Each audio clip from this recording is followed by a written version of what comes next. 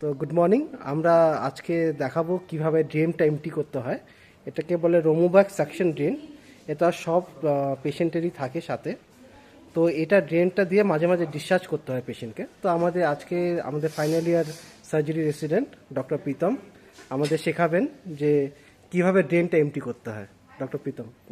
হ্যাঁ, thank you sir. প্রথমত এই ড্রেনের যে লকটা আছে এটা যেন সবসময় এরকম করে খোলা থাকে, না হলে সাকশনটা কাজ করবে না।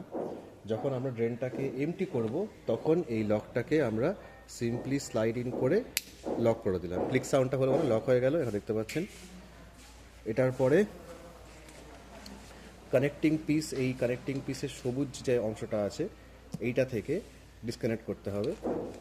সাদা এই ক্যাপটা কখনো ঘোরানো উচিত না, এখান থেকে ডিসকানেক্ট করলেই হয়ে যাবে। জাস্ট প্রেস করে হোল্ড করে ডিসকানেক্ট, আর এই সাকশনটা তখন আস্তে আস্তে নিজেই ডিফ্লেক্ট করে গেল।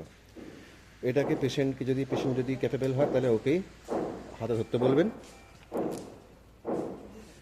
এবার আমরা মাপবো যে এর মধ্যে কতটা কালেকশন এসছে আর এর কালারটা কীরকম আছে সেটা দেখা যাচ্ছে এখান থেকে। সেরাস কালেকশন আছে এর মধ্যে, ব্লাড নেই, পাসও সেরকম মনে হচ্ছে না কিছু আছে বলে। এবার এটাকে আমরা একটা কাঁটা এনএসের বোতলের মধ্যে, যেখানে গ্রেডেশন করা আছে প্রথম থেকেই 100, 200, 300 গ্রেডেশন করা আছে, তা আমরা ওখানে এটাকে ঠেলে মাপবো যে কতটা ড্রেনে কালেকশন এসছে।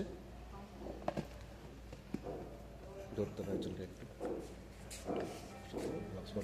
চলে যায়।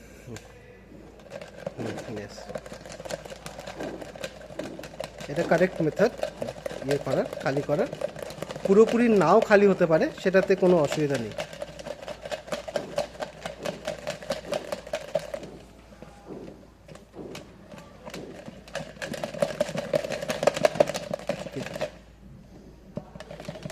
পুরোপুরি খালি হলো না, সেটা তো কোনো অসুবিধা নেই। যেটুকু কালেকশন হচ্ছে ওইটুকু কালেকশন খুবই মিনিমাল।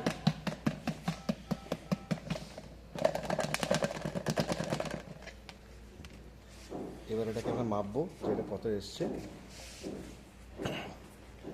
তো এটা খুব মিনিমাল, ইট ইজ, দেখতে পাচ্ছেন যেটা আপনারা অ্যারাউন্ড 10 ml। 10 ml 15 ml এরকম হবে, এবং সেটা ক্লিয়ার সেরাসি আছে, একটু পুরোনো ক্লটস রয়েছে অল্প, ব্যাস এইটুকু। এটা ডিসকার্ড করে দেবো আমি। এটা আমরা ডিসকার্ড করে দেবো প্রপার।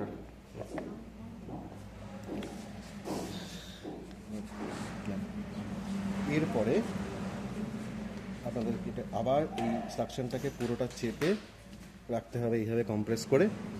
আর পেশেন্ট ক্যাপেবল থাকলে ওনাকেই বলবেন যে এটাকে সবুজ কানেক্টিং পিসটাকে ক্যাপের উপর লাগিয়ে দিতে জোরে চেক করে নেবেন।